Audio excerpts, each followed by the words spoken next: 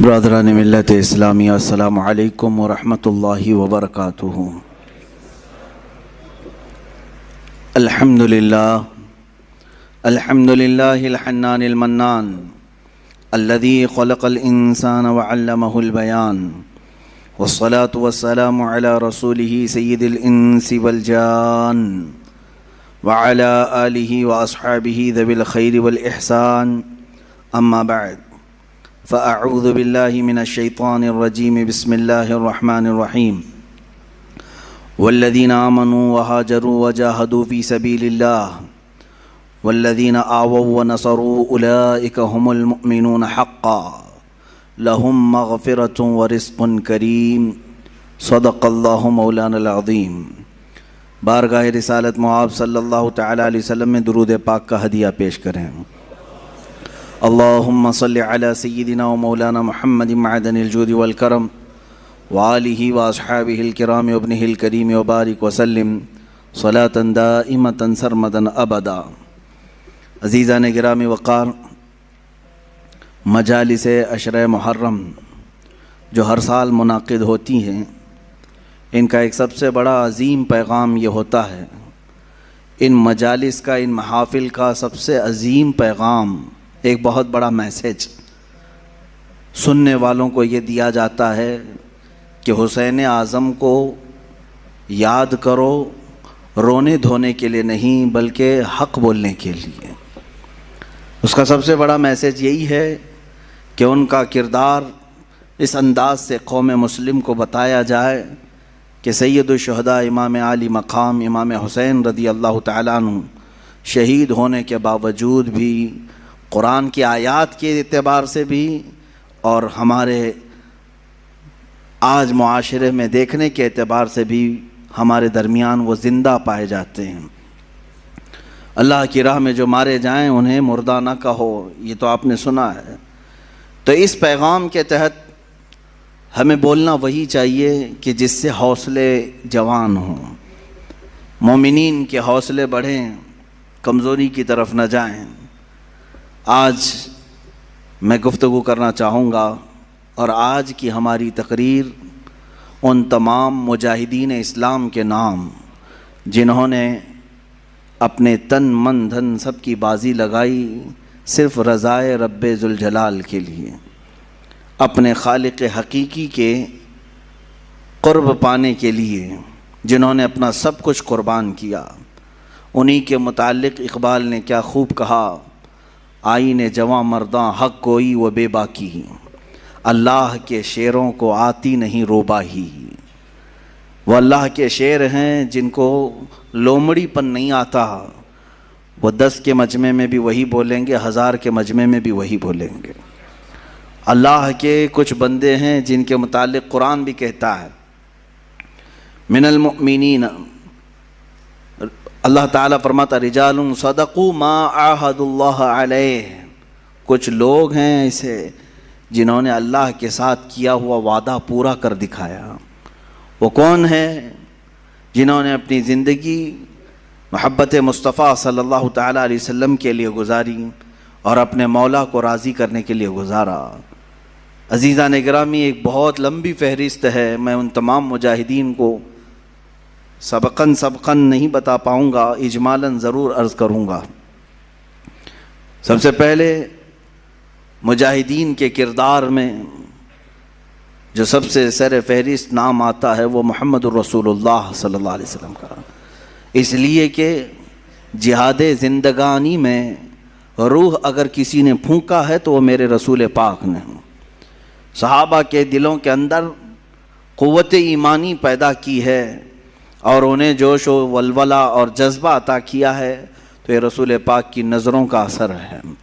میرے آقا صلی اللہ تعالیٰ علیہ وسلم کی بارگاہ میں رہنے والے یہ وہ صحابہ، بظاہر اسباب ان کے پاس کچھ بھی نہیں تھے، مال و دولت کی شدت سے کمی تھی، بسا اوقات ایسا بھی ہوا ہے کہ ان کے پاس کھانے کے لیے کھجوریں تک نہیں رہ گئی ہیں، ایک کھجور ہے، اسی کھجور پر 10 لوگ گزارا کر رہے ہیں۔ ایسے حالات بھی آئے، رسول مختار صلی اللہ تعالیٰ علیہ وسلم کے ان صحابہ کو مجاہدین کی سب سے اعلیٰ فہرست میں ہم شامل کریں، شمار کیے جائیں، تو تو بالکل یہ کوئی بھی بعید از قیاس نہیں ہے اور نہ ہی مبالغہ آرائی ہے۔ صحابہ اکرام رضوان اللہ تعالی علیہم اجمعین جن کے ہر ادا کو آج قوم مسلم کو چاہیے کہ وہ آئیڈیل بنائے اور اپنی زندگی کا نمونہ حمل بنائے۔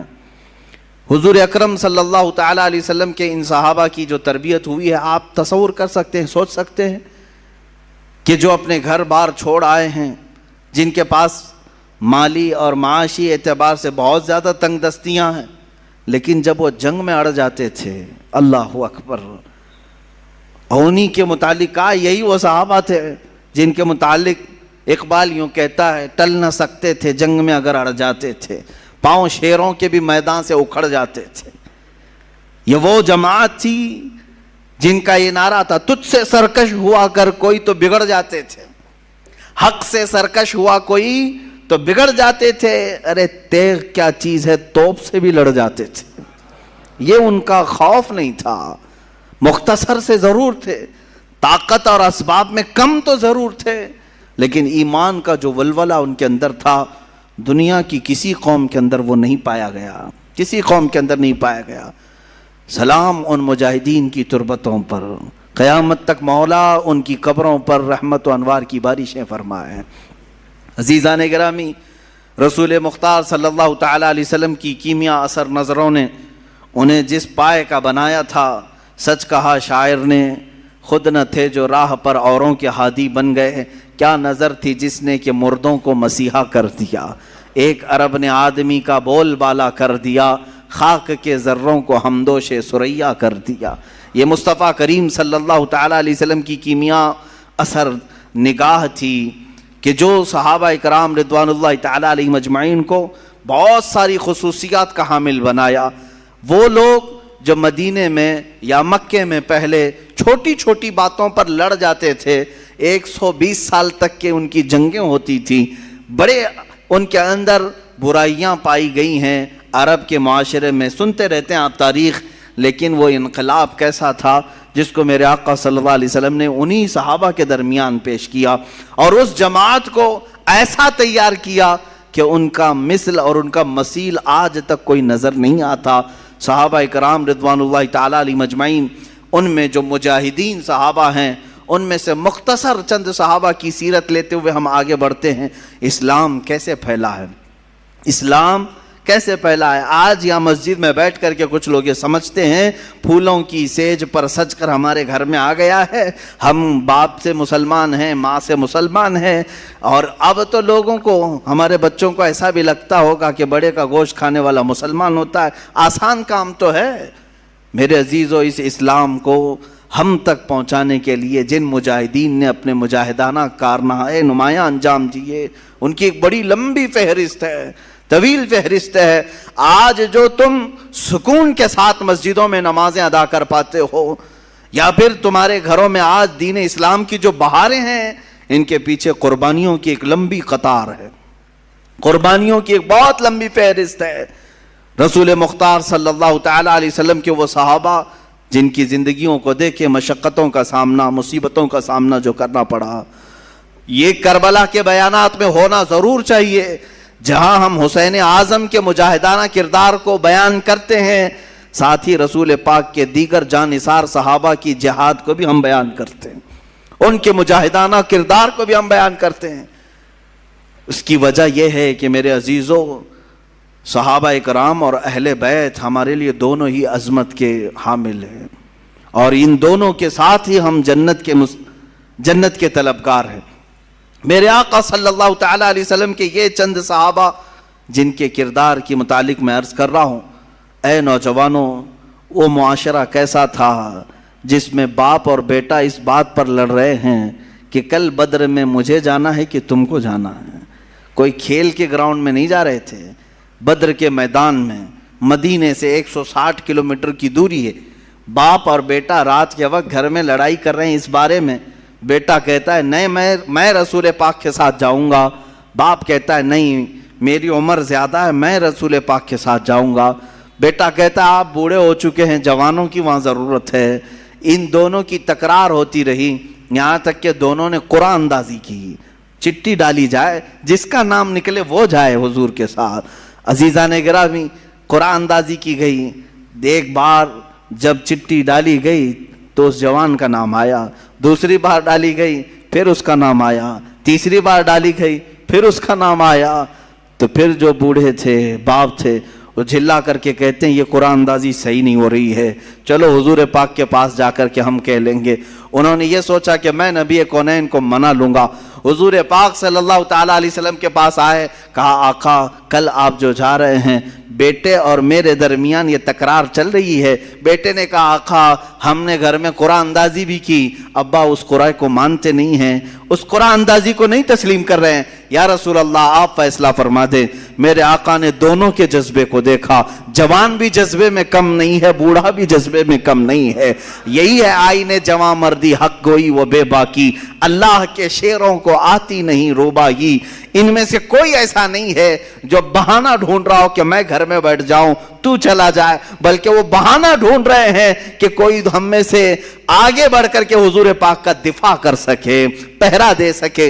रसूल पाक सल्लल्लाहु ताला अलैहि वसल्लम ने उन दोनों में देख करके फिर जो बुजुर्ग थे, सहाबी थे, उनसे कहा आप घर पर रहें, घर पर रहने की अगर ज़रूरत है तो आप अपने जवान बेटे को हमारे साथ भेज दें। मेरे आका का ये फैसला आना था, इसके बाद तो फिर किसी को पर मारने की भी जसारत नहीं होती। लेकिन जानते हैं वो मंजर कैसा है जब वो बूढ़े सहाबी धाड़े मार कर रोते हुए घर वापस आए। कहा ऐ काश ये बुढ़ापा ना होता तो मुझे रसूल पाक के साथ जाना मयस्सर होता। ऐ मेरे अजीज़ों, यहाँ लोग हीले बहाने करते हैं और बहुत सारे बहाने तलाश करते हैं कि कोई उज़्र तो आ जाए, मुझे बाहर निकलना ना पड़े, मुझे हुजूर पाक की बारगाह में दिफा करने के काम में छुट्टी मिल जाए। जैसे लोग कहते हैं नहीं मौलाना अभी ये हालात हैं, मेरी वो नौकरी है, फलां मेरी वो हालात हैं, फलां के साथ हमारे ताल्लुकात हैं, बोलेंगे तो बड़ा मसला हो जाएगा। एक साहब हमसे कहने लगे पार्टी हाईकमान हमें निकाल देगी। अल्लाह अकबर, तुम्हें ये इस बात का खौफ तो है कि पार्टी हाईकमान तुम्हें लीडरशिप से निकाल देगी अगर तुम रसूल पाक की हिफाजत के लिए बाहर आए। शर्म करो, शर्म से डूब मरो। जिस दिन तुम्हें हाई कमान ताजदार मदीना से निकालने की बात आएगी, हुजूर पाक सल्लल्लाहु ताला अलैहि वसल्लम, तुम जिसको हाई कमान कहते हो सकता है कोई साड़ी धोती वाले हो, अल्हम्दुलिल्लाह हमारे हाई कमान तो ताजदार मदीना सल्लल्लाहु अलैहि वसल्लम, हम वहाँ नज़र रखते हैं। वो अगर राज़ी है तो अल्हम्दुलिल्लाह हमारी ज़िंदगी का वसूल हो गया। हमें करनी है शहिंशाह बतहा की रज़ा जोई, वो अपने हो गए तो रहमत परवरदिगार अपनी है। हमें सिर्फ और सिर्फ मतमह नज़र रखना है मुस्तफ़ा करीम सल्लल्लाहु अलैहि वसल्लम की ज़ात पाक को। मेरे अजीज़ों, ये बद्र के मैदान एक दो वाक़यात नहीं है, एक दूसरा वाक़या इसी मैदान का है। दो छोटे बच्चे भी लड़ रहे हैं, 13 साल 14 साल के बच्चे, मुआज़ और मुअव्विज़ रज़ी अल्लाह ताला अन्हुमा। उम्रों में फ़र्क हो सकता है, मैं एक अंदाज़न तख़मीनन बता रहा हूँ, लेकिन थे छोटे। लेकिन छोटों पर मैदान जंग में जाने का हुक्म नहीं था। लौड़ दोनों आपस में गिड़गिड़ाते रहे। हुजूर की बारगाह में आए, कहा कि आका हमें साथ ले लें। हुजूर ने फरमाया छोटों के लिए नहीं है, छोटों के लिए नहीं है, तुम घर जाओ। वो बेख्तियार रोने लगे। किसके सामने रो रहे हैं? उसके सामने रो रहे हैं जिसको लकड़ी का रोना भी गवारा नहीं है, जिसको जानवरों का रोना भी देखा नहीं जाता। वो अपनी उम्मत के जानिसार सहाबा की औलाद का रोना कैसे देख सकते? मेरे आका ने फरमाया जाओ ठीक है, लाइन में खड़े हो जाओ, अगर तुम्हारा शाना उन सहाबा के शाने से मिल गया तो तुम्हें जाने की इजाजत दी जाएगी। कहाँ शाना मिलता? इस जंग ने क्या मंजर हमारे सामने पेश किया है। ऐ मेरे अजीजों, तारीख तो हम बयान करते हैं, कहानियां नहीं है ये जज्बों का एक समंदर है जो इस्लाम अपनी तारीख में छुपाया हुआ है। यह अपने नौजवानों को मुंतकिल करना जरूरी है। ढूंढ लाओ वो बच्चा जो दौड़ रहा हो मेरे आका की इज्जत की हिफाजत के लिए, और आया कतार में खड़ा हो गया। वो दोनों बच्चों को मालूम था हमारे कंधे उनके कंधे से नहीं मिल पाएंगे, लेकिन फिर भी कतार में खड़े हो गए, पंजों के बल खड़े हो गए, यानी एड़ियों को उठा दिया। शाने से शाना नहीं मिला। एक बच्चे ने पत्थर उठा लाया, पत्थर उठाकर लाकर पीछे रख दिया। दोनों उस पत्थर पर छुपके से चढ़ गए और पंजों को उठा दिया। اب دیکھا شانے سے شانہ ملا، جانے کا بہانہ ملا اور جنت میں ٹھکانہ ملا۔ اتنا ہی نہیں، حضور پاک سے کوئی چیز چھپی نہیں ہے، میرے آقا ان کا یہ جذبہ دیکھ رہے تھے، آپ نے اجازت مرحمت فرمائی جن کا جذبہ اتنا جوان ہو انہیں بدر کے میدان میں موقع تو ضرور ہونا چاہیے، لیکن تاریخ آج تک گواہ ہے، بخاری اٹھاؤ، مسلم اٹھاؤ، حدیثوں کی کتابیں اٹھاؤ، تاریخ میں یہ رقم ہے، اوروں نے اگر کافروں کو مارا ہوگا ان بچوں نے تو سیدھے کفر کو مارا ہے، اوروں نے اگر جہل کو مارا ہوگا ان بچوں نے تو سیدھے ابو جہل کو مارا ہے۔ یہی دو بچے تھے جو مصطفیٰ کریم صلی اللہ علیہ وسلم کی محبت میں تڑپتے تھے۔ یہ مجاہدین کا کردار ہے۔ جہاں میں کہتا ہوں اب آپ کے سامنے یہ دو بچوں کو میں رکھ دیا تو آپ کسوٹی پرکھ کر کے بتاؤ اے مسلمانوں کسے میدان میں اترنا چاہیے؟ باڈی بلڈر کو، پیسے والے کو، سیٹ والے کو، طاقت والے کو؟ نہیں، مصطفیٰ کریم صلی اللہ علیہ وسلم کی عزت کی حفاظت کے لیے نہ باڈی کا ہونا شرط ہے، نہ عمر کا ہونا شرط ہے، نہ مال کا، نہ سیاست کا، بلکہ صرف جذبہ سچا ہونا شرط ہے۔ میرے آقا صلی اللہ علیہ وسلم کے لیے مر مٹنے کا جذبہ ہو تو پھر بچے بھی میدان میں آئیں تو بڑوں کا کردار ادا کر سکتے ہیں۔ ان بچوں نے جو کردار ادا کیا ہے، ابو جہل کے گھوڑے کو مارا اور نیچے گرا کر اس کے سینے پہ بیٹھ کر اس کی گردن قلم کر دی تھی، تاریخ میں موجود ہے۔ اور ان دو جوان شہزادوں نے، جوان بھی ہم کیا کہیں، ان فوان شباب، ابھی تو ان کے چہرے پر آئے بھی نہیں تھے اتنی جلدی ہی، لیکن کیا ہوا، وہ کیا کہتے تھے جانتے ہیں؟ انہیں پتا بھی نہیں تھا وہ مدینے کے رہنے والے تھے، مکہ کبھی نہیں گئے، مکہ کبھی نہیں گئے، مدینے میں رہنے والے۔ حضرت عبد الرحمن بن عوف اس جنگ میں موجود ہیں، بڑے صحابی ہیں، عشرہ مبشرہ میں سے۔ وہ کہتے ہیں یہ دو بچے میرے پاس آئے، پوچھنے لگے چچا ابو جہل کس کا نام ہے، کون ہے وہ؟ حضرت عبد الرحمن کہتے ہیں میں نے ان سے کہا تم کو اس سے کیا کرنا ہے، وہ سردار قریش ہے، وہ پہلوانوں کا پہلوان ہے، تم کیا کرو گے؟ بچوں نے جو جواب دیا وہ ہمارا درس ہے۔ انہوں نے کہا سنا ہے وہ مصطفیٰ کی شان میں گالیاں دیتا ہے، بس یہی چیز تھی جس کی وجہ سے تلاش میں تھی، حبیب باری صلی اللہ علیہ وسلم کو وہ گالیاں دیتا ہے۔ حضرت عبد الرحمن مسکراتے رہے، دو بچے ہیں اور ڈھونڈ رہے ہیں کس کو، اس زمانے کے بڑے طاقتور پہلوان کو۔ حضرت عبد الرحمن کہتے ہیں میں اسی بات چیت میں تھا کہ اچانک ابو جہل سامنے سے گزر رہا تھا، میں نے کہا بچوں وہ دیکھو وہی خبیث ہے جو گھوڑے پر جا رہا ہے۔ ان بچوں نے ابھی بات مکمل بھی نہیں ہونی پائی تھی کہ چیل کی طرح جھپٹ پڑے اس پر۔ انہوں نے یہ نہیں دیکھا کتنی طاقت ہے ان کے پاس، کتنی قوت ہے ان کے پاس۔ یہی میں بار بار دہراتا رہوں گا اقبال کا شعر، آئینے جواں مرداں حق گوئی وہ بے باکی، اللہ کے شیروں کو آتی نہیں روبائی۔ اللہ کا جو شیر ہے، ارے شیر ہوتا ہے، بچہ ہو تو بھی شکار کرتا ہے، بوڑھا ہو تو بھی شکار کرتا ہے، شیر ہے، اللہ کے شیروں کو آتی نہیں روبائی۔ حضرت عبد الرحمن بن عوف کہتے ہیں میں نے ان کی مجاہدانہ کردار کو دیکھا، ان بچوں نے سر تو قلم کیا اس کا، واپس آئے تو کیا وہ صحیح سلامت آ گئے؟ کافروں نے ان کو مارا، ایک شہزادے کے مونڈے پر تلوار ماری جو ہاتھ لٹک گیا، کٹ گیا ہاتھ پورا کندھے سے اور بغل کی چمڑی سے لٹکتا رہا۔ یہ منظر بھی دیکھا ہے، اس نوجوان بچے نے وہاں سے بھاگ کر کے مرہم پٹی نہیں کی، وہ لٹکتا ہوا ہاتھ ویسے ہی چھوڑا، تلوار دوسرے ہاتھ میں اٹھا لی، دوسرے ہاتھ میں تلوار اٹھائی۔ میاں انگلی کٹ جائے برداشت سے باہر ہوتا ہے، مونڈے سے ہاتھ کٹ گیا ہے۔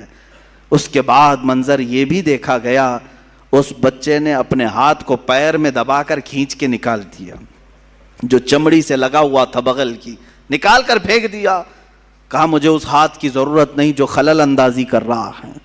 یہ دونوں شہزادے بدر میں شہید ہوئے، معاذ اور معوذ رضی اللہ تعالیٰ عنہما۔ ہزاروں لاکھوں سلام ان شہزادوں پر۔ ہماری زندگیاں تمام ہو گئی مگر ہم ان کے قدموں کے ناخنوں تک بھی نہیں پہنچ سکتے، ان کے قدموں کی دھول تک بھی کوئی نہیں پہنچ سکتا جنہوں نے مصطفیٰ کریم صلی اللہ تعالیٰ علیہ وسلم کی عزت کی حفاظت کے لیے، اسلام کی سربلندی کے لیے، حق کے علل اعلان بیان کے لیے اپنی زندگیاں وار دیں اللہ کی بارگاہ میں۔ عزیزان گرامی وقار، آؤ اسی طرح زندگی کا وہ لمحہ بھی دیکھیں جو سیدنا حنظلہ رضی اللہ تعالیٰ عنہ کو ملا. آج رات شادی ہوئی ہے, دلہن سہاگ رات میں ہے, لیکن باہر اعلان ہوا, اس نوجوان نے شادی کی رات ہی اپنی بیوی سے کہا مجھے جانا ہوگا, اس لیے کہ نبی کونین صلی اللہ علیہ وسلم کی طرف سے بلاوا آیا ہے, حضور کی عزت پر کافروں نے, دشمنوں نے حملہ کیا, مجھے جانا ہوگا. بیوی نے رخصت کیا, خوشی خوشی رخصت کیا, ہاتھوں اور پیروں میں بیڑیاں نہیں ڈالی کہ کہاں جا رہے ہیں, آج کی دلہنوں میں چھوڑ کر ولیمہ بھی نہیں ہوا. نہیں, دلہن نے خوشی خوشی رخصت کیا.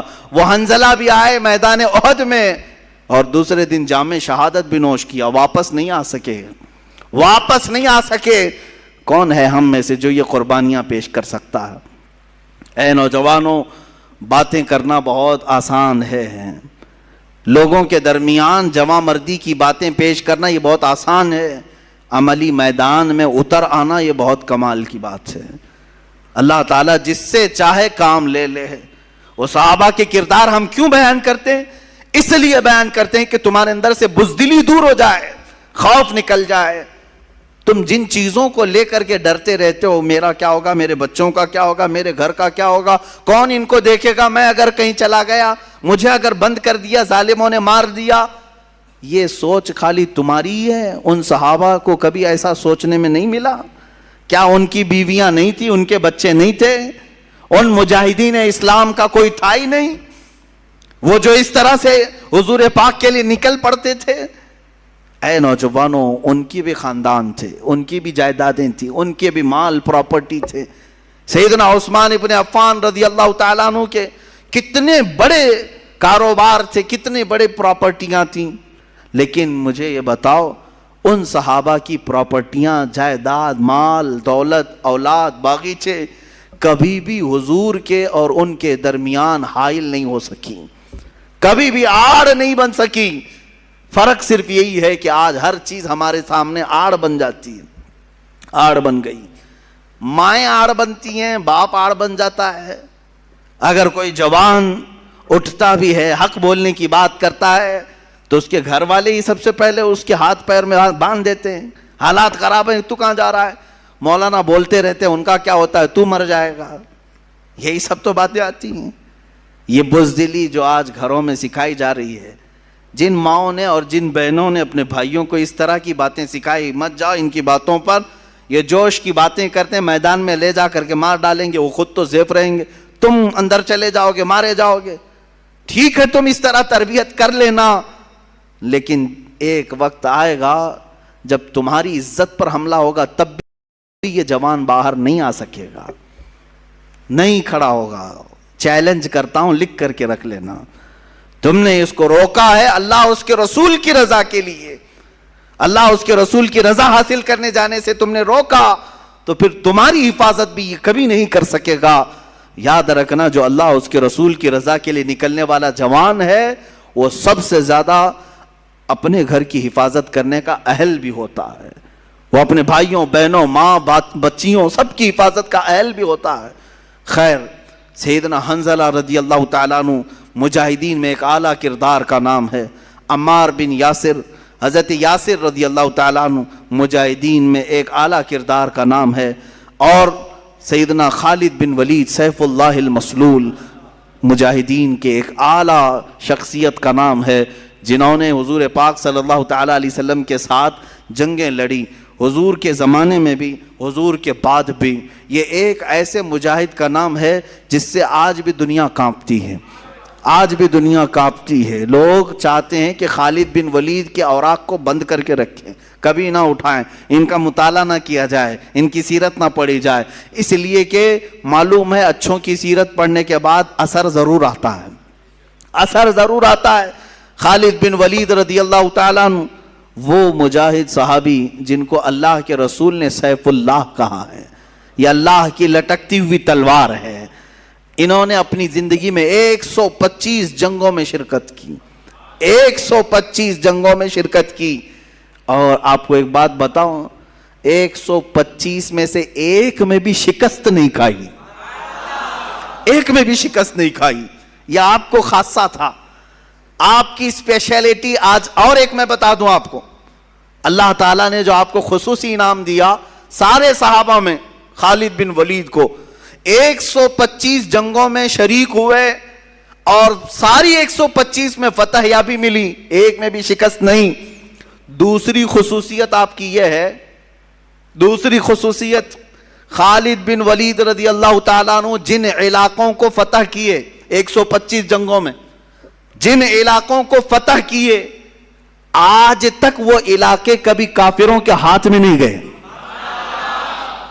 صرف ان کی خصوصیت ہے۔ بعض علاقے ایسے ہیں جن کو مجاہدین نے فتح کیا، 100 سال 200 سال کے بعد پھر دوسروں نے ان پر قبضہ کر لیا ہے، ایسے کچھ حالات ہوئے ہیں۔ اور کچھ مقامات ایسے ہیں کہ جیسے مثال کے طور پر ترکی میں کئی مرتبہ ایسے حالات آئے، مصر میں ایسے حالات آئے، اور افریقہ میں کئی مرتبہ ایسے حالات آئے کہ جہاں مجاہدین اسلام نے ان کو فتح کر کے اسلام میں داخل تو کیا، حالات زمانہ کے بعد جیسے بغداد میں ہوا، پھر دوسروں کا قبضہ ہوا، پھر اسلام آیا، ایسا چلتا رہا۔ لیکن سیدنا خالد بن ولید نے اپنی زندگی میں جن علاقوں کو فتح کیا، اللہ نے وہ انعام آپ کو رکھا ہے۔ آج 1400 سال گزر جانے کے بعد بھی وہ علاقہ کبھی کافروں کے ہاتھ میں نہیں گیا، کبھی نہیں گئے۔ یہ آپ کی خصوصیت ہے سیدنا خالد بن ولید رضی اللہ تعالیٰ عنہ۔ اب ایک بات یہ بھی میں بتا دوں، وہ لڑتے تھے شہادت کے جذبے میں، ہمیشہ شہادت کے شوق میں لڑتے تھے، شہادت کبھی نہیں ملی، آپ شہید نہیں ہوئے۔ ایک بات یہ بھی، سب سے زیادہ جنگیں لڑنے والے، سب سے زیادہ فتح کرنے والے، سب سے زیادہ سپہ سالاری کرنے والے شہید نہیں ہوئے، شہید نہیں ہوئے۔ حضرت خالد فرماتے ہیں میرے جسم میں، پورے جسم میں ایک بالشت جگہ بھی باقی نہیں جہاں تیر نہ لگا ہو، جہاں نیزے نہ لگے ہوں۔ تیر آئے ہیں، نیزے لگے ہیں، چاقو لگی ہے، پورے جسم کی بات حضرت خالد فرماتے ہیں ایک بالشت جگہ بھی باقی نہیں ہے کہ جس میں تیر نہ لگا ہو، پورے حصے میں تیر لگے ہوئے ہیں، پورے بدن میں۔ حضرت خالد فرماتے ہیں ہر تیر کے بعد میری تمنا ہوتی کہ میں جام شہادت نوش کروں، لیکن نہیں۔ جب آپ کی آخری عمر ہوئی اور آپ بستر پر آرام فرماتے، موت کے آثار نظر آئے، بستر پر موت آ رہی ہے، آپ اپنے گھر میں انتقال کیے، کسی جنگ میں نہیں۔ اس وقت حضرت خالد بن ولید نے کہا تھا دنیا کو میسج دے دو، دنیا کو سنا دو، جو لوگ ڈرتے ہیں جہاد سے، اگر جہاد میں ہی موت آنی ہوتی تو خالد بن ولید سب سے پہلے چلا جاتا۔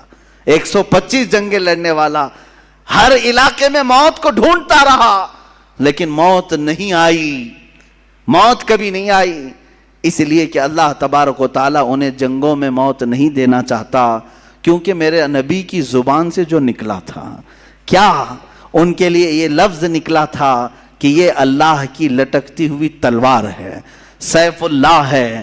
اگر یہ کسی جنگ میں شہید ہو جاتے، کسی کافر کے مارنے سے ختم ہو جاتے، تو دنیا بعد میں یہ کہتی کہ اللہ کی تلوار ٹوٹ گئی، اللہ کی تلوار کو کسی نے توڑ دیا۔ اس لیے میرے مولا نے اس اللہ کی تلوار کو صحیح سلامت رکھا، اور آج تک وہ تلوار اپنی قبر میں صحیح سلامت ہی ہے، صحیح سلامت ہی ہے۔ یہ اس بات کا بھی اشارہ ہے کہ رسول اللہ نے جسے اللہ کی تلوار کہا وہ ٹوٹی نہیں ہے، وہ کبھی بھی پھر سے واپس امت میں بیدار ہو سکتی ہے، ہو سکتی ہے۔ اسی لیے اقبال نے کہا تھا نکل کے صحرا سے جس نے الٹ دیا تھا تخت روما کو، نکل کے صحرا سے جس نے الٹ دیا تھا تخت روما کو، سنا ہے قدسیوں سے میں نے کہ وہ شیر پھر ہوشیار ہوگا، سنا ہے قدسیوں سے میں نے کہ وہ شیر پھر ہوشیار ہوگا، وہ شیر انشاءاللہ العزیز اسی امت میں ہوشیار ہوگا۔ یہ لیکن شرط یہ ہے کہ ان مجاہدین کو سنا جائے اور سنایا جائے۔ سیدنا خالد بن ولید رضی اللہ تعالیٰ عنہ، میں مختصر چل رہا ہوں، باقی جوانوں کی ذمہ داری ہے کہ وہ پھر اپنے مطالعے کو وسیع کریں اور ان کو سرچ کریں اور پڑھیں، کتابوں میں ان کو نکالیں، ان صحابہ کو۔ صحابہ اکرام رضوان اللہ تعالیٰ علیہ مجمعین میں حضرت مصعب بن عمیر رضی اللہ تعالیٰ عنہ سفیر اسلام ہیں۔ سفیر اسلام کس کو کہتے ہیں؟ ایمبیسیڈر حضور پاک صلی اللہ تعالیٰ علیہ وسلم کے۔ حضرت جعفر طیار رضی اللہ تعالیٰ عنہ سفیر اسلام ہیں، حضور صلی اللہ تعالیٰ علیہ وسلم کے پاس سے خط لے کر کے جاتے تھے. کہاں جاتے تھے؟ کہاں جاتے تھے؟ چوک میں، محلے میں کھڑے ہو کر درس دینے کے لیے نہیں، وہ صحابہ لے کر سیدھے بادشاہوں کے تخت کے سامنے کھڑے ہوتے. بڑے بڑے جو بادشاہ تھے، یہ صحابہ کہاں کہاں گئے؟ مصر کے بادشاہ کے پاس گئے، روم کے بادشاہ کے پاس، ایران کے بادشاہ کے پاس، یہ سب خطوط لے کر بحرین کے بادشاہ کے پاس. جتنے اس وقت بادشاہ تھے یہ صحابہ یا تو اکیلے ہوتے یا دو لوگ ہوتے، سیدھے صرف دو لوگ ہوتے. میرے آقا صلی اللہ علیہ وسلم کا لیٹر خط لے کر کے جاتے اور بادشاہ کے پاس کھول کر کے پڑھتے. کیا کہتے اس میں؟ ایسا نہیں کہ آپ کی اقبال بلند ہو، آپ کی سلطنت بڑی ہے، آپ کی رعایا ایسے ہیں، نہیں، بلکہ سیدھے کہتے بسم اللہ الرحمن الرحیم، اللہ کے نام سے شروع جو نہایت مہربان رحمت والا. میں محمد صلی اللہ تعالیٰ علیہ وسلم کی طرف سے سفیر بن کر کے آیا ہوں. اے بادشاہ، میں تجھے دعوت دیتا ہوں کہ تو اسلام قبول کر لے، اور اسلم تسلم یہ کہتے تھے. حضور کے اکثر خطوں میں یہ لکھا جاتا تھا اسلم تسلم، اسلام لاؤ امن پا جاؤ گے. یہ کس سے کہہ رہے ہوتے؟ وہ اپنے قیدیوں سے نہیں، ملک کے بادشاہ سے. بادشاہ غور سے سنتا بھی تھا، بادشاہ غور سے سنتا بھی تھا. ان دو صحابہ کا رعب کیسا تھا جو تخت کے سامنے کھڑے ہو کر کے بلند و بالا اعلاناً کہتے. کئی مواقع ایسے آئے جن بادشاہوں کے سامنے جھک کر جانے کی عادت رہی ہے، رواج رہا ہے، وہاں وزیروں نے کہا کہ نہیں یہاں سجدہ کر کے جانا ہے. یہ صحابہ اڑ گئے، کہا کہ ہم سجدہ تو صرف اپنے خالق کو کرتے ہیں، ہم تو اپنے نبی محمد صلی اللہ علیہ وسلم کو سجدہ نہیں کرتے، اس بادشاہ کو کیا کریں گے؟ وہ جا کر کے پیغام دیتے بادشاہ کو کہ یہ لوگ کہہ رہے ہیں کہ سجدہ کر کے نہیں آئیں گے، جھک کر نہیں آئیں گے. بادشاہ کہتا جیسے آئے ویسے ہی آنے دو.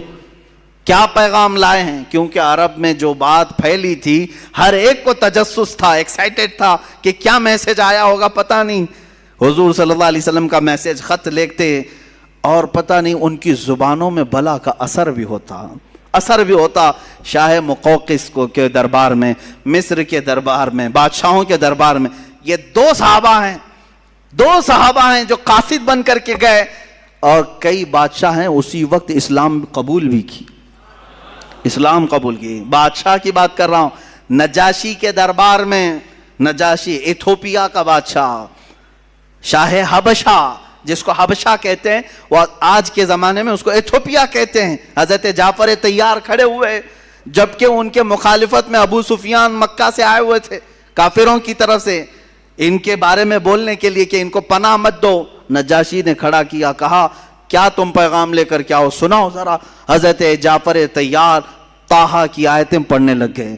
طٰہٰ ما انزلنا علیک القرآن لتشقی الا تذکرۃ لمن یخشی. وہ عرب لوگ تھے اور نجاشی عربی جانتا تھا.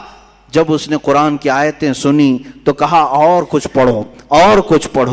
اتنا پڑھایا کہ وہ اپنے کرسی پر ہی جھومنے لگا. اس کے بعد وہ عیسائی بادشاہ تھا، سارے لوگوں کے درمیان کھڑا ہو کر اپنی کرسی سے نیچے اتر آیا اور کہا، اس کے تاریخی الفاظ ہیں کہ جس کا پیغام لے کر کے تم یہاں آئے ہو،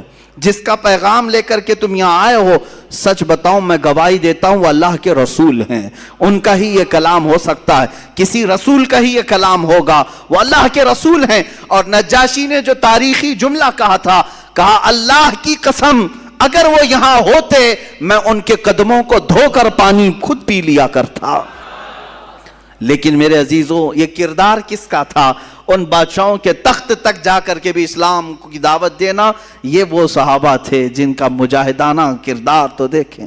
یہاں لوگ ابھی ڈر کے مارے چھپاتے ہیں، کہتے ہیں نہیں حالات اچھے نہیں، نہ بولیں، ان تمام لوگوں کو برا لگتا ہے. کس کو برا لگتا ہے؟ سارے لوگ اپنے اپنے دین کی بات کر سکتے ہیں اس دنیا میں، تو ہم کیوں اپنے دین کی بات نہیں کر سکتے؟ جو دین اللہ کو پسند ہے، جو دین اللہ کا مختار ہے، اس دین کے بارے میں ہم کیوں نہیں بات کر سکتے؟ ہر ایک کو آج اختیار ہے.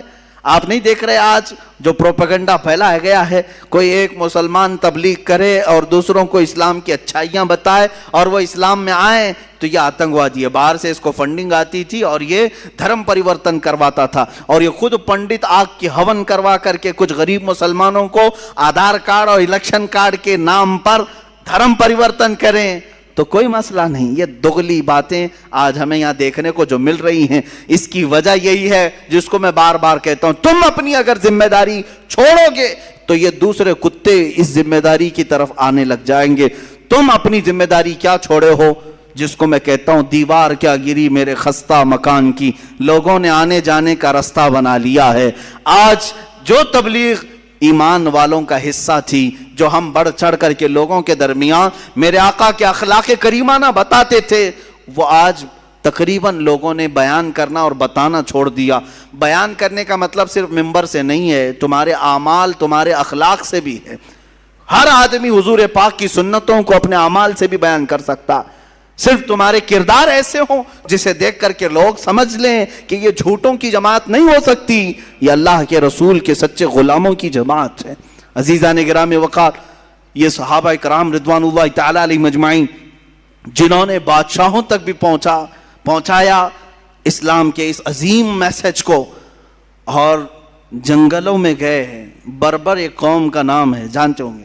جب کسی کے اوپر بہت زیادہ سختی کی جاتی ہے نا تو کہتے ہیں کہ ظلم و بربریت کا ننگا ناچ ناچ رہا. بربریت کیا ہے؟ بربریت دوسری زبانوں میں بھی بربرتا بھی کہتے ہیں، یعنی بہت زیادہ کسی کے اوپر تشدد کیا جائے تو بربر کہا جاتا ہے. بربر ایک قوم کا نام ہے، جنگلوں میں رہنے والی بہت سخت قسم کی قوم تھی، تشدد کرنے والی قوم تھی. وہ اکثر باہر سے آنے والے انسانوں کو مار ڈالتے تھے.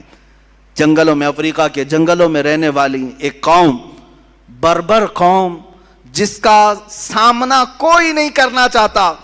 نہ ان کو انسانوں کی طرح جینے میں کوئی لطف تھا، نہ مال کماتے تھے، نہ مطلب گھر بناتے ہیں جنگلوں میں اسی طرح پتوں کی زندگی گزارتے ہیں، شکار کرتے کھاتے ہیں.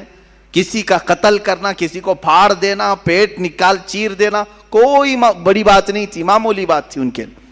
اس بربر قوم کے پاس رسول اللہ کے یہ دیوانے صحابہ اسلام لے کر کے گئے. اسلام لے کر کے گئے اس بربر قوم کے پاس جن کی زبان تک نہیں آتی تھی. صحابہ گئے. کیا ان کو ڈر نہیں تھا کہ ہمارے جاتے ہی ہماری شکل و شباہت کو دیکھ کر کے یہ لوگ ہم پر حملہ کریں گے، مار ڈالیں گے؟ نہیں، اللہ کے شیروں کو آتی نہیں روبائی، وہ کسی میدان میں بھی چل پڑتے تھے. وہ صحابہ گئے ان جنگلوں میں، ان کی زبان تک نہیں آتی تھی، اشاروں سے انہیں سمجھایا، اشاروں سے انہیں بتلایا بہت ساری چیزیں. جب دھیرے دھیرے زبان کھول کر کے انہیں بتایا. ایک بات میں آپ کو بتا دوں، صرف آپ کو کہا گیا ہے کہ تم پیغام پہنچاؤ، دلوں میں اتارنا یہ اللہ کا کام ہے، اللہ کا کام ہے. وہ صحابہ اسی یقین کے ساتھ جاتے اور جنگل میں رہنے والی بربر قوم کے سامنے جب میسج پیش کیا، کبھی کوئی چیزیں بجا کر کے، کبھی اشاروں سے، لیکن چند دنوں کے بعد دیکھا اس بربر قوم نے انہی صحابہ کو امام بنا کر ان کے پیچھے نمازیں بھی ادا کرنا شروع کیا. جنگلوں میں نمازیں قائم ہو گئیں، اور اس کے بعد آج تک وہ قوم اسلام سے وابستہ ہے. آج تک وہ قوم اسلام سے وابستہ ہے. صحابہ رضوان اللہ تعالی علیہ مجمعین کے ہاتھوں پر جو اسلام لائی ہے وہ قوم 1400 سال گزر جانے کے بعد آج بھی افریقہ کے بہت سارے علاقوں میں وہ اسلام کے چاہنے والے موجود ہیں، مسلمان موجود ہیں. میں آپ کو صحابہ کا ایک کردار بتاؤں. بربر قوم کے پاس گئے ہیں. آپ اندازہ کر سکتے ہیں عرب کے رہنے والے، آج کے عیاش عربوں کو دیکھ کر کے قیاس مت کرنا کہ صحابہ عرب تھے تو ایسے رہے ہوں گے. نہیں، یہ عیاش عرب ہیں، یہ یہودیوں کی اولاد بن گئے ہیں بہت سارے، اس میں بہت سارے، اللہ ماشاءاللہ، سب کی بات نہیں کرتا ہوں. ان کے ہاں آج جو رنگینیاں ہیں، جو عیاشیاں ہیں، وہ تو یورپ میں بھی نہیں ہیں. ان پر قیاس مت کرنا. صحابہ کرام رضوان اللہ تعالی علیہ مجمعین، سلف صالحین، تبع تابعین جو عرب تھے، ان کی عربیت بہت الگ تھی. اس کے باوجود وہ عرب میں جس انداز سے رہتے تھے وہ سب چیزیں ترک کر کے، جانتے ہو آج اگر میں آپ کو کہوں اتنی ٹیکنالوجی کے بعد بھی چائنا ذرا جا کے آؤ، آپ ہنس پڑیں گے. کیا کریں گے؟ چین چین چین چین کریں گے ہم وہاں جا کے. ہم کو نہ زبان آتی ہے، کچھ بھی نہیں آتی، کیا کریں گے؟ میرے عزیزو، 1400 سال پہلے حضرت سعد ابن ابی وقاص چائنا آئے ہیں، چین کی سرزمین پر آئے تبلیغ اسلام کی خاطر. کون سی زبان لے کر کے آئے ہوں گے؟ کیسے ان کے درمیان پھیلائے ہوں گے. جانتے ہیں اس صحابی کی تبلیغ اسلام سے چائنا میں اسی وقت اسلام پھیلا بھی تھا. چائنا کی زبان مختلف بالکل، ان کا رنگ الگ، ان کے تہذیب الگ، ان کے اخلاق الگ. اتنا ہی نہیں، وہی عرب کے صحابہ ہیں، وہی عرب کے صحابہ ہیں جو وہاں سے مدینہ طیبہ سے نکلے تو ہمارے اس دیار غریب ہندوستان میں بھی تشریف لائے. دیار غریب نواز ہندوستان میں بھی تشریف لائے. اور آپ کو میں بتاؤں، ساحل سمندر کے پاس صحابہ کی آمد بہت ہوئی ہے. کیرلا کے جو سمندر ہیں اس کے ساحل پر صحابہ اترے ہیں، ممبئی کے جو ساحل ہیں اس پر صحابہ اترے ہیں، سندھ کے علاقے میں تابعین اترے ہیں. یہ ہندوستان کی سرزمین پر وہ تجارت بھی کیے. اور یہاں جب آئے سیدنا مالک بن دینار رضی اللہ تعالیٰ عنہ، جن کی تاریخ میں یہ ملتا ہے کہ ان کے صرف ایک کردار کو دیکھ کر کے وہاں کے راجے نے، وہاں کا جو بڑا پیسے والا تھا وہ مرعوب ہو گیا. ناریل ٹوٹ کے نیچے گرا تھا، ان کو شدت کی پیاس لگی تھی. آپ نے کہا مجھے پانی چاہیے اشارے سے، تو قریب کھڑا ہوا آدمی کہا یہ ناریل اٹھاؤ پی لو، کیرلا میں ناریل بہت ہوتے ہیں. مالک بن دینار نے کہا نہیں، پہلے یہ بتاؤ تو یہ کس کا درخت ہے، مالک کون ہے، پہلے میں اس کی اجازت تو لے لوں. کہا یہاں یہ سب چلتا نہیں ہے، جو راستے پر پڑے اٹھا لیا جاتا ہے. کہا وہ تم اٹھاتے ہوں گے، میں رسول اللہ کا غلام ہوں، ہم کسی کی بھی چیز کو بغیر اجازت کے چھوتے تک نہیں ہیں. یہ بات اس نے راجے سے جا کر کہا تو اس راجہ نے ان کی باتوں کو سن کر بہت زیادہ متاثر ہوا. انہیں پانی بھی پیش کیا گیا اور پوچھا گیا یہ جو آپ ایمان لے آئے ہو، یہ جو علم کی دولت یا اخلاق کی کہاں سے لے آئے ہو؟ اس مالک بن دینار نے سیدھے اشارہ کیا مدینے کے سورج کی طرف کہ یہ کرنیں وہاں سے چلی ہیں. اس راجہ نے اسی وقت سفر کا ارادہ بھی کیا اور سفر کے لیے چل بھی پڑا. بعض تاریخی روایات میں یہ ملتا ہے کہ وہ حضور پاک صلی اللہ علیہ وسلم کی بارگاہ میں جا کر مشرف اسلام بھی ہوا. یہ صحابہ تھے، وہ ہندوستان تک آئے، ہمارے علاقے تک آئے، چائنا گئے، افریقہ گئے. اور میرے عزیزو، اسلام کے تبلیغ اور انتشار میں جو ان کا کردار ہے، صدیاں گزر جائیں گی، بہت ساری چیزیں گزر جائیں گی، میں بیان نہیں کر سکوں گا. صحابہ اکرام رضوان اللہ تعالیٰ علیہم اجمعین کی وہ جماعتوں میں سے جوان لوگ اٹھے ہوئے ہیں. اسی سندھ کا علاقہ، ہند اور سندھ دو تھے، ہند اور سندھ. ابھی سندھ جو ہے اکثر حصہ پاکستان میں ہے. پہلے یہ دو ہند اور سندھ مشہور تھے. سندھ کے علاقے میں راجہ داہر سنگھ، جو کشمیر کے آگے ایک راجہ کی حکومت تھی. اب یہ لوگ اس کو ابھی برا سمجھیں گے کہ ہمارے راجے کی برائی کر رہا ہے، جب گنڈا ہوگا تو گنڈا ہی کہیں گے. ہاں، کچھ عورتوں کو اس نے گرفتار کیا تھا، اس کے گنڈوں نے کچھ عورتوں کو گرفتار کیا جو مسلمان تھیں، وہ حج کے سفر پر جا رہی تھی. یہ 90 ہجری کا واقعہ ہے. اور وہ پکارتی رہ گئیں، لیکن گنڈوں نے انہیں گرفتار کیا، پکڑ لیا. اب ان عورتوں نے کہا صرف اتنی آواز سے کہ کوئی ہے جو ہماری آواز عرب تک پہنچائے. اس وقت حجاج بن یوسف گورنر تھا. کچھ تجارت کرنے والے جو عرب سے آئے ہوئے تھے انہوں نے آواز سنی، واپس جا کر کے گورنر کے پاس یہ بات بتا رہے تھے کہ ہم سندھ کے علاقے سے آئے. وہاں کے ایک راجہ نے چند عورتوں کو، اس کے گنڈوں نے چند عورتوں کو گرفتار کیا. وہ پکار رہی تھی کوئی ہے. گورنر کے سامنے یہ تاجر اپنا واقعہ بیان کر رہے تھے. وہیں سامنے سے ایک جوان شہزادہ گزر رہا تھا، صرف 18 سال کی عمر تھی، محمد بن قاسم. کھڑا ہو گیا، واقعہ سنا. عرب میں رہنے والا شہزادہ محمد بن قاسم، صرف 18 سال کی عمر ہے. وہیں رک گیا. اور گورنر چونکہ اس کا چچا لگتا تھا، اس نے کہا چچا میں جانے کے لیے تیار ہوں. اور وہیں سے پکارا زور سے، لبیک یا اختی، اے میری بہن تیرا بھائی حاضر ہوگا. جو سندھ سے تو نے آواز اٹھائی میں حاضر ہوتا ہوں. 10,000 کا لشکر لے کر سب سے پہلے ہندوستان میں آنے والا محمد بن قاسم ہے. سندھ کے علاقے میں آئے. میرے عزیزوں، لوٹ مار کرنے نہیں آئے تھے، مال لوٹ کر لے جانے نہیں آئے.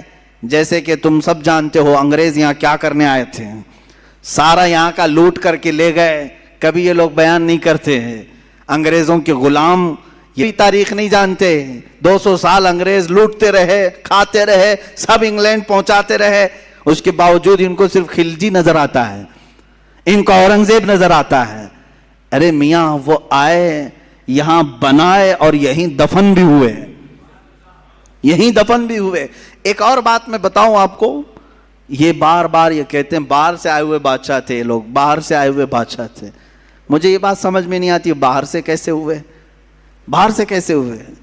اس وقت جو وہ ہندوستان تھا اس میں افغانستان بھی شامل تھا, پاکستان الگ نہیں تھا, بنگلہ دیش الگ نہیں تھا, نیپال الگ نہیں تھا, افغانستان کا بھی اکثر حصہ اس وقت ہندوستان میں شامل تھا. ہند اتنا بڑا تھا, اور یہ جتنے بادشاہ حکومت کیے ان میں سے اکثر کا تعلق اسی افغان سے ہے. یہ باہر سے کہاں سے آئے؟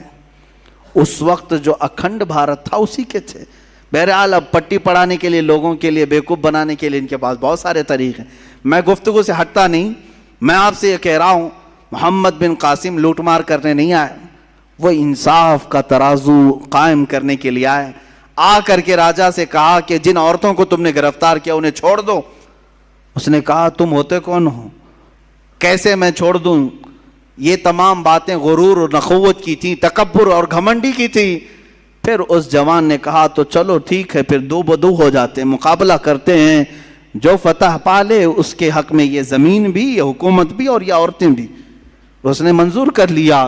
اسے معلوم نہیں تھا پہلی مرتبہ وہ جوان شیر سے اس کا مقابلہ ہو رہا تھا. 3 دن سے زیادہ لڑائی چل نہیں سکی, سارے فوجی مارے گئے اور وہ راجہ گرفتار ہوا محمد بن قاسم کے ہاتھ میں. میں یہ پوچھنا چاہتا ہوں میرے عزیزو, 18 سال کی جوانی میں وہ طاقت کہاں سے آئی تھی؟ وہ طاقت کہاں سے آئی تھی جو عرب کی سرزمین سے سنگلاخ سفر طے کر کے آیا, پہاڑوں کا سفر, دریاؤں کا سفر اور پتھریلے راستوں کا سفر طے کر کے آیا, اور پھر ان عورتوں کو آزاد کرایا اور لوگوں سے کہا جس کا دل چاہے وہ اسلام قبول کرے, جس کا دل چاہے وہ اپنے مذہب پر رہے. یہ بات میں نہیں کہہ رہا, الہ آباد یونیورسٹی کے ایک بڑے پنڈت ہیں جنہوں نے کتاب لکھی ہے محمد بن قاسم کی سیرت پر, وہ پنڈت خود کہتے ہیں, اس پنڈت نے لکھا ہے کہ میں نے محمد بن قاسم سے زیادہ عدل اور انصاف کرنے والا کسی کو نہیں دیکھا. میرے عزیزو, یہی تو اسلام کی خصوصیت ہے کہ یہ جہاں گئے رسول پاک کے اخلاق و کردار لے کر کے گئے ہیں, یہ جہاں جہاں گئے امن کا پیغام لے کر کے گئے ہیں. محمد بن قاسم کے بعد ایک شہزادہ اور بھی نظر آتا ہے جس کی عمر اور بھی جوان تھی, وہ طارق بن زیاد ہے. وہ عرب کی سرزمین سے نکلا اور کہاں گیا؟ اللہ اللہ, اسلام تیرے چاہنے والوں میں کتنے جوہر ہیں, کتنے گوہر ہیں, کتنے چھپے ہوئے لال و موتی ہیں, ایک ایک کے تذکرے سے دل باغ باغ ہوتا ہے. محمد بن قاسم کو بھی دیکھا آپ نے. طارق بن زیاد کون ہے؟ طارق بن زیاد ایک جوان شہزادہ ہے, ایک سپاہی ہے, اور جوانی ایسی, قوت اور جوش و جذبہ ایسا کہ سب سے پہلے بیڑا اٹھاتا ہے اور کہتا ہے میرے محمد عربی صلی اللہ علیہ وسلم کا پیغام میں یورپ کی سرزمین پر لے جانا چاہتا ہوں. یورپ کی سرزمین عیسائیوں سے بھری ہوئی, مسیحیوں سے بھری ہوئی, صلیبیوں سے بھری ہوئی, اور بہت سخت قسم کے عیسائی تھے. اس وقت جانے کے لیے عرب اور یورپ کے بیچ میں ایک سمندر تھا, میڈیٹرین سی آج بھی اس کو کہتے ہیں. آج بھی ہم نے دیکھا ہے بحر متوسط ایک سمندر حائل ہے. اس سمندر کا سفر طے کر کے ان مجاہدین کو جانا تھا. طارق بن زیاد اپنے جوان لشکریوں کو لے کر سمندر کا سفر طے کرتے ہیں. سب سے پہلے کہاں اترے؟ اسپین میں اترے, جس کو اندلس کہا جاتا ہے. طارق بن زیاد وہاں اترنے کے بعد ساری جگہ کا معائنہ کیا. نئی زمین ہے, نیا علاقہ ہے, نئے لوگ ہیں. عرب کہاں, یورپ کہاں, دونوں کی تہذیب الگ, دونوں کی زبانیں الگ, دونوں کا کلچر الگ. نئی زمین پر آئے. اب ایک بار پھر مڑ کر کے اپنے لشکریوں کی طرف دیکھا. جوان تھے, بھری جوانی تھی سپاہیوں کے اندر, اور کشتیاں بھر بھر کر کے آئے تھے. سب کو بلا کر کے کہا طارق بن زیاد ایک تمہارے درمیان پیغام دینا چاہتا ہے, آج کی شام تک جسے واپس عرب لوٹنا ہے وہ لوٹ جائے, اور جسے رہنا ہے وہ یہی رہ جائے. کوئی ہے جو لوٹنا چاہتا ہے؟ شام تک کا وقت ہے. شام ہو گئی, ایک بھی سپاہی واپس جانے کی بات نہیں کیا۔ جب کوئی نہیں اٹھا، طارق بن زیاد کھڑے ہوتے ہیں۔ جو لکڑیوں کی کشتیاں آئی تھی کنارے، سب پر گھی اور تیل ڈال کر کے آگ لگا دیا، لکڑیوں کی تھی، جلنے لگ گئی۔ مجاہدین نے پوچھا یہ ہماری سواریاں ہیں، انہیں کیوں جلایا جا رہا ہے؟ طارق بن زیاد نے کہا تاکہ کسی کے اندر بھاگنے کی جرت بھی نہ ہو، خیال بھی نہ ہو۔ ہم رسول اللہ کے وہ دیوانے ہیں جہاں جائیں گے یا تو جھنڈا گاڑیں گے یا اپنی قبر میں دفن ہوں گے۔ ہم جہاں جائیں گے یا تو ہماری قبر بنے گی یا تو ہمارا پرچم لہرائے گا۔ طارق بن زیاد کا یہ جوش، یہی جوش تھا، یہی ولولہ تھا۔ ان مجاہدین نے پہلا قدم رکھا اور اللہ نے بھی انہیں فتح مبین عطا فرمایا۔ یورپ کی سرزمین سمٹتی چلی آئی ان تابعین اور کچھ صحابہ کے قدموں میں۔ یہ یورپ کی سرزمین ایسے آتی گئی کہ ایک وقت ایسا آیا کہ اس اسپین پر اسلامی حکومت کا راج تھا۔ 750 سال تک اسلامی حکومت کا پرچم بلند ہوا، یہیں سے پورے یورپ میں اسلام پھیلایا گیا۔ آج بھی یورپ کے جن علاقوں میں اسلام پھیلا ہے وہ اسی یورپ کے اس ملک کے ذریعے سے پھیلا۔ طارق بن زیاد کی قبر پر اللہ لاکھوں رحمتیں نازل فرمائے، ان کی قبر پر مولا ابر رحمت نازل کرے کہ جس ایک جوان کے جذبے نے پورے بر اعظم ایک کانٹیننٹل کو اسلام کے دامن میں داخل کیا ہے۔ عزیزان گرامی، اسلام تیرے چاہنے والوں میں کتنے گوہر، کتنے لال و موتی چھپے ہوئے ہیں۔ ہم تاریخ میں آگے بڑھ کر کے آتے ہیں تو پھر ایک مجاہد کا نام آتا ہے جسے صلاح الدین کہا جاتا ہے۔ صلاح الدین ایوبی کون ہے؟ ایک وہ مجاہد ہے، سپاہی تھا اور نور الدین زنگی کی تربیت میں رہنے والا، کشاں چلتا تھا۔ بسا اوقات ایسا تھا کہ خاندان الگ تھا، بڑے لوگوں کا، پیسے والوں کا خاندان تھا، لیکن اللہ جس کا دل بدل لے اور جس کو کام پر لگائے تو پھر دنیا کے تماشوں سے اس کا جی اٹھ جاتا ہے۔ وہ نکلا۔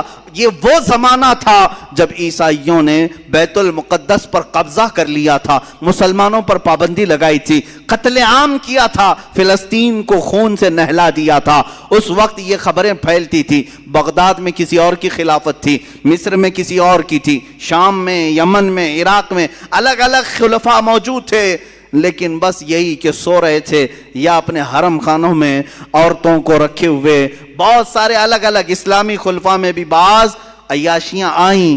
اس زمانے میں یہ اٹھتا ہے ایک سپاہی جس کی راتوں کی نیند بے قرار ہے اور اس کا چین و سکون ختم ہو چکا ہے۔ صرف ایک ہی سوچ کہ قبلہ اول اگر آج ان لوگوں کے ہاتھ میں ہے جہاں سے میرے آقا کی معراج ہوئی، جہاں میرے آقا نے ہزاروں انبیاء کی امامت کی، وہ اگر آج ہمارے درمیان نہیں ہے تو پھر ہماری کوئی عزت باقی نہیں ہے۔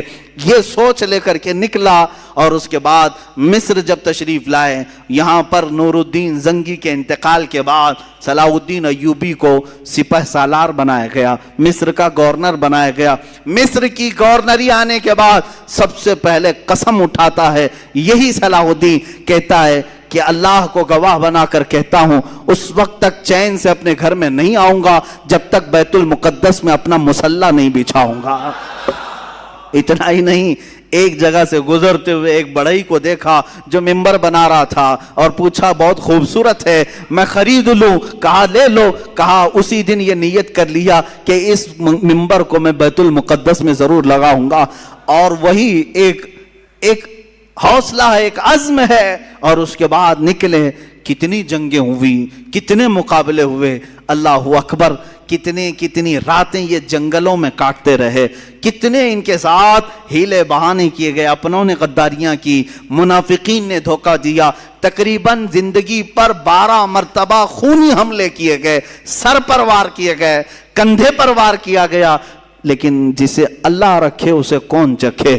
اللہ جس کی حفاظت فرمائے۔ صلاح الدین ایوبی سے جو کام لینا تھا وہ کام لے کر رہا، رب تعالیٰ کی یہ منشا ہے۔ اس کے بعد ایک وقت وہ بھی آیا کہ صلاح الدین ایوبی کی تاریخ میں حیرت کی بات میں اگر آپ کو بتا دوں، ایک وقت ایسا بھی آیا کہ صلاح الدین کے پاس 12,000 کا لشکر تھا، سب سے بڑا لشکر ہے، 12,000 کا لشکر تھا۔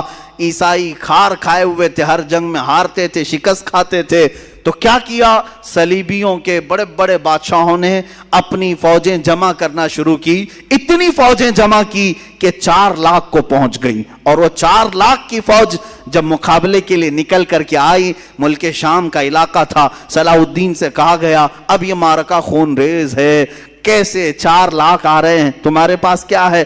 12,000۔ سب کو جمع کیا میدان میں، پوچھا صلاح الدین ایوبی نے کہ سنا ہے صلیبیوں نے، عیسائیوں نے 4 لاکھ کا مجمع جمع کر لیا ہے، یہ خونی جنگ ہو سکتی ہے، ہم 12,000 کی تعداد میں ہیں، چاروں جگہ سے اگر وہ حملہ آور ہو جائیں تو پھر ہم مٹھی بھر ہوتے ہیں، تمہارا کیا خیال ہے، ہم یہ چھوڑ کر چلے جائیں یا پھر میدان میں رہیں؟ فوجیوں نے جواب کیا دیا؟ وہ کہتے ہیں کہ ہم کسی ایرے غیرے کے سپاہی نہیں، ہم صلاح الدین کے سپاہی ہیں۔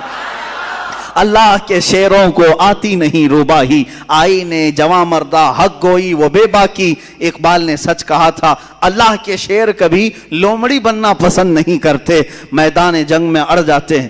اس کے بعد ہوا یہی، تاریخ نے دیکھا صلاح الدین ایوبی کی 12,000 کا یہ لشکر میدان میں اترا، 4 لاکھ کی فوج کو انہوں نے 3 دن کے اندر اپنی سیاسی بصیرت سے ایسے ٹکڑوں میں تبدیل کیا کہ تقریباً 8 ٹکڑوں میں الگ الگ انہیں بانٹ دیا، الگ الگ طریقے سے۔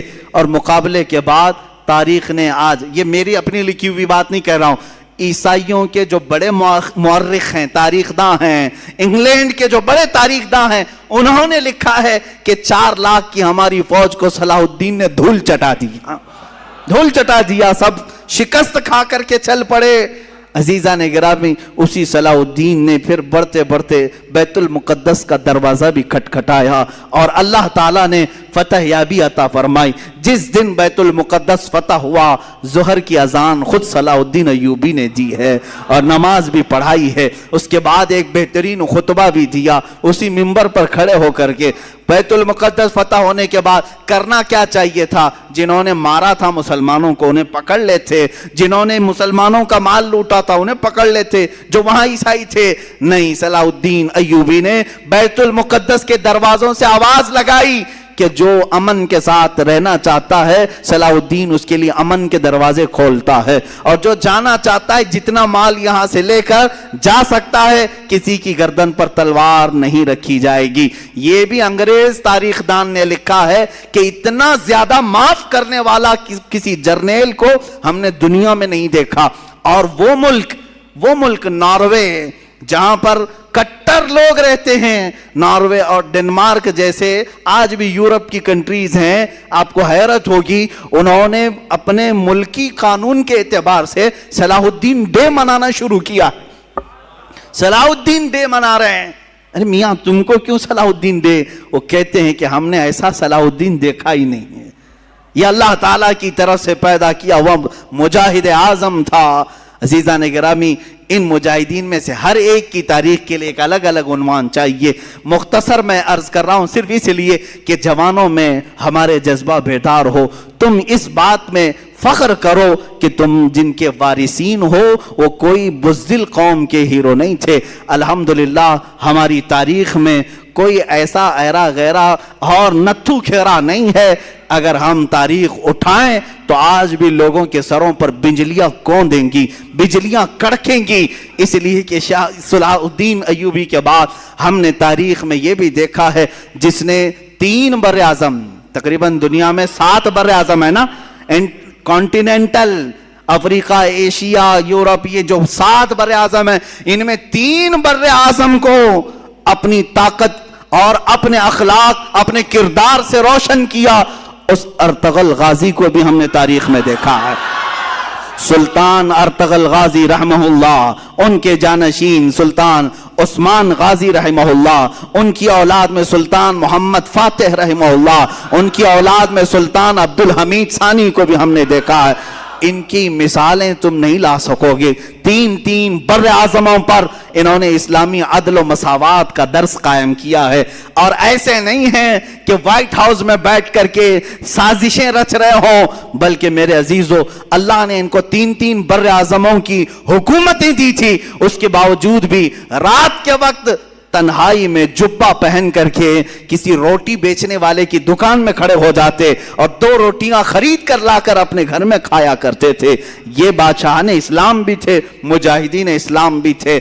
اس فاتح قسطنطنیہ جس کی بشارت میرے آقا نے حدیث پاک میں دی ہے کہ قسطنطنیہ فتح کرنے والا وہ پہلا لشکر بغیر حساب و کتاب کے جنت میں جائے گا, وہ کون تھا؟ وہ سلطان محمد فاتح ہے جو ارطغرل غازی کی اولاد میں سے تھے. انہوں نے قسطنطنیہ کو فتح کیا. قسطنطنیہ اسی استنبول کو کہتے ہیں جہاں تاریخی ان کی بہت ساری چیزیں موجود تھی, کئی 100 سالوں سے موجود تھی. وہاں سے انہوں نے فتح کیا. ابھی آپ نے سنا ہوگا 1 سال پہلے مسجد آیا صوفیہ کا ایک بڑا مسئلہ چلا تھا. بہت لوگوں کے پیٹ میں درد ہو رہا تھا کہ رجب طیب اردگان نے اس کو مسجد میں تبدیل کر دیا, وہ میوزیم تھی. یہ تاریخ چھپا رہے ہیں, کوئی میوزیم نہیں تھی. یہ سلطان محمد فاتح کی فتح کی ہوئی مسجد تھی. انہوں نے خریدا تھا. چرچ تھی, سیدھے صاف کیوں نہیں بولتے؟ میوزیم تھی؟ میوزیم نہیں ہے, چرچ تھی. اور جب فتح یابی سلطان محمد فاتح کو ہوئی, سارے لوگوں نے دست بستہ کھڑے ہو کر کے وہ سب سپرد کیا تھا, چابیاں دی تھی. اس کی تحریر موجود ہے, دستاویزات موجود ہے. یہ تو ظالم خبیث عیاش مصطفیٰ کمال بادشاہ جو یہودیوں کی اولاد میں سے تھا, یہ سلطنت عثمانیہ کے ختم ہونے کے بعد جو یہودیوں کی طرف سے نافذ کیا ہوا کمال بادشاہ تھا, اس نے اس مسجد کو میوزیم میں تبدیل کر دیا تھا سن 1935 سے لے کر اب تک. ہاں یہ اور بات ہے کہ چاہے تم اپنے طاقت اور نشے میں کسی مسجد کو بدل بھی دو, انشاءاللہ رب تعالی وقت آئے گا پھر کسی نائب صلاح الدین کو ضرور پیدا کرے گا. ہاں اگر آج ترکی میں کوئی جوان شیر پیدا ہے, اس نے اگر مسجد میں تبدیل کیا ہے تو اللہ تعالیٰ کی طرف سے دیا ہوا اس کو یہ انعام ہے, اور ہم بھی انتظار کریں گے انشاءاللہ العزیز. جن مسجدوں کو تم نے آج ہڑپ لیا ہے اور یہاں غیر قانونی طریقے سے عمارتیں بنا کر کے اپنے بھگوا جھنڈے لہرانے کی کوششیں کرتے ہو, 100 سال گزر جائیں, 200 سال گزر جائیں, ہم نا امید نہیں ہیں. ایک دن وہ آئے گا جب وہاں کی دیواروں سے بھی صدائے اللہ اکبر گونجے گی, اللہ اکبر کی صدا ضرور گونجے گی. اس لیے کہ ہم کسی کی ہڑپی ہوئی چیز کو مسجد نہیں بناتے, کسی کی زور زبردستی لی ہوئی چیز کو مسجد نہیں بناتے, بلکہ خوشی خوشی اگر کوئی لا کر دے رہا ہے تب بھی رسول پاک نے قیمت دے کر کے مسجد نبوی بنائی ہے. یہ تاریخ اسلام ہے. بہرحال مجاہدین کا کردار تھا. بات ہماری رخ پلٹ نہ جائے, مجاہدین ابھی ہماری فہرست میں ختم ہی نہیں ہوئے. ہم نے صلاح الدین کو یاد کیا ہے, ہم نے سلطان ارطغرل غازی کو, عثمان غازی کو, عبد الحمید ثانی کو یاد کیا, لیکن میرے عزیزو یہ ناانصافی ہوگی اگر میں ہندوستان کے ان مجاہدین کو یاد نہ کروں جنہوں نے پرچم اسلام لہرایا ہے اور عدل و مساوات قائم کیا ہے. اس میں سے ایک جوان شیر شہاب الدین غوری بھی ہے, دوسرا جوان شیر محمود غزنوی بھی ہے, تیسرا جوان شیر اورنگزیب عالمگیر بھی ہے. یہ تینوں جملے جو میں نے کہا یہ پیٹ میں سیدھے گڑتے ہیں, آنکھوں میں سیدھے چبھتے ہیں, اس لیے کہ یہ نام جلدی کوئی سننا نہیں چاہتا. ان ظالموں کو پتہ نہیں ہے کہ یہ ظلم کے ساتھ آئے ہوئے لوگ نہیں تھے. تم تاریخ تو ذرا اٹھا کے پڑھو, کہاں سے اب نفرت کے ماحول میں جی رہے ہو. ہندوستان کو آج چند پاکھنڈیوں کے حوالے کیوں کر دیا جو زہر کھول رہے ہیں. ہندو مسلم فقط کٹرتا کی باتیں کر کے لوگوں میں نفرتیں پھیلا رہے ہیں, جس کی وجہ سے بہت سارے لوگ اب یہ ماحول کو اپنانے لگ گئے ہیں. میں کہتا ہوں عقل مند آدمی وہ ہے جسے چاہیے کہ وہ خود اسلام کو پڑھے, مجاہدین اسلام کو پڑھے, ہندوؤں کو بھی پڑھے, ان کی مقدس کتابوں کو بھی پڑھے, پھر فیصلہ کرے. یعنی کوئی نفرت اور تشدد کی بات نہیں ہے. یہ آج جس طرح سے بیوقوف بنا رہے ہیں, یہاں ہندو خطرے میں ہے, ہندو خطرے میں, کن لوگوں سے خطرے میں ہے, کن لوگوں سے خطرے میں؟ 14% لوگوں سے خطرے میں ہے, 14%, 15% لوگوں سے خطرے میں ہے. ارے 20 لاکھ 25 لاکھ کی آبادی ہماری بتائی جاتی ہے. 140 کروڑ کی آبادی میں 140 کروڑ کی آبادی میں 20 لاکھ 25 لاکھ لوگ, باقی 100 کروڑ لوگوں کے لیے خطرہ ہے. یہ بنایا ہوا خطرہ ہے اور کچھ بھی نہیں ہے. بنایا ہوا خطرہ ہے کیونکہ تمہیں معلوم نہیں ہے جس کو تم نے اوپر بٹھایا ہے وہ کپڑے کے سانپ بہت دکھاتا ہے، ہاں پلاسٹک کے سانپ دکھاتا ہے جس سے لوگ ڈرتے ہیں، پکڑ لو تم پتہ نہیں چلے گا، کوئی سانپ کاٹنے والا نہیں، یہ جتنی اپنے منہ سے پھینکتا ہے وہ سب کپڑے کے سانپ ہیں۔ یا پھر یہ لوگ آج جو ڈرا رہے ہیں خطرہ ہے خطرہ ہے، میں ان ہندوؤں سے بھی کہوں گا جو سیکولر دماغ رکھتے ہیں، ان کی باتوں میں آ کر خواہ مخواہ بیوقوف نہ بنو۔ مسلمان یہاں پر کتنے سو سالوں سے ہے، 700 سال تک جب یہاں اسلامی حکومت رہی تب ہندو خطرے میں نہیں تھے، تب مندریں سلامت رہی، کچھ ہوا مندروں کو؟ ہزار سال پرانی مندر آج بھی ہندوستان میں ہیں کہ نہیں ہیں؟ تاریخ جا کر کے پوچھ لو ان سے ہی، سب مندریں موجود ہیں۔ جب خطرہ نہیں ہوا 700 سال حکومت میں رہنے کے بعد، اب چلو آزادی کے بعد 70 سال اور بھی گزر گئے، اس وقت بھی خطرہ نہیں تھا، یہ 2014 سے خطرہ بہت بڑھ گیا۔ کیوں؟ بیوقوف بنا رہے ہیں، ان لوگوں سے خطرہ بڑھ گیا۔ ارے وہ بھی کن لوگوں سے خطرہ بڑھا؟ جن کا تم نے مال بھی ختم کیا، ان کی کوئی معاشی حالت صحیح نہیں ہے، ان کی ایجوکیشن میں کوئی نمائندگی نہیں ہے۔ یہ ہماری جماعت جس کا رونا ہم خود رو رہے ہیں، یہاں تو ہمارے صحیح سے آدھار کارڈ نہیں بنے ہوئے ہیں، صحیح سے لوگوں کے پاس کھانے پینے کی چیزیں نہیں ہے، اس قوم کو لے کر اتنی بڑی قوم کو ڈرا رہے ہیں لوگ، اور وہ ڈر بھی رہے ہیں، خوف کھا بھی رہے ہیں۔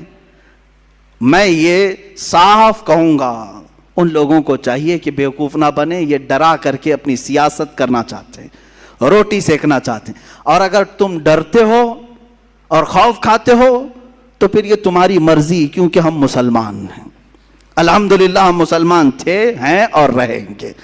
اورنگزیب رحمت اللہ تعالیٰ علیہ، شہاب الدین غوری، محمود غزنوی، یہ ان مجاہدین کے نام ہیں جنہوں نے تقوی اور پرہیزگاری کے ساتھ عدل کو قائم کیا، اسلام کے نظام کو بھی قائم کیا۔ اخیر میں چلتے چلتے ہم اس مجاہد آزادی کو بھی سلام پیش کر لیں جو ہمارے علاقے سے آتا ہے، شہید ٹیپو سلطان رحمت اللہ تعالیٰ علیہ۔ اس لیے کہ محرم میں ان کی کیوں نہ یاد کریں، کیونکہ یہ محرم شہیدوں کا مہینہ ہے۔ حسین اعظم کو جس طرح ہم اپنی قبر میں زندہ مانتے ہیں، اسی طرح میسور کے اس شیر کو اپنی قبر میں ہم زندہ مانتے ہیں۔ اور کیوں نہ زندہ مانے، وہ سب سے پہلا توپ مین ہے، وہ سب سے پہلا میزائل مین ہے، سب سے پہلے ہندوستان کو طاقت دینے والا، انگریزوں کے خلاف لڑنے والا ہے۔ تمہارے بھونکنے سے کچھ نہیں ہوگا، وہ کل بھی سلطان تھا، آج بھی سلطان ہے، اور اللہ نے اسے سلطان نام سے بنایا تھا، وہ صبح قیامت تک انشاءاللہ سلطان ہی رہے گا۔ اللہ تعالیٰ ان کے اقبال بلند فرمائے، ان کے جانشین ہماری قوم میں پیدا فرمائے۔ مولا ہم سب کو مجاہدین کی وراثت عطا فرمائے، ہمارے دلوں کو مولا کردار غازیان اسلام عطا فرمائے۔ مولا ہم سب کو بزدلی سے بچائے، بزدلوں کی صحبت سے بچائے، صحابہ تابعین اولیاء کاملین کے نقوش پاکی عمل کی اور اقتداء کی ہمیں توفیق عطا فرمائے۔ وآخر دعوانا الحمدللہ رب العالمین۔ اس ویڈیو کو لائک کریں، ہمارے چینل کو سبسکرائب کر بیل آئیکن ضرور پریس کریں، ہماری نیو ویڈیو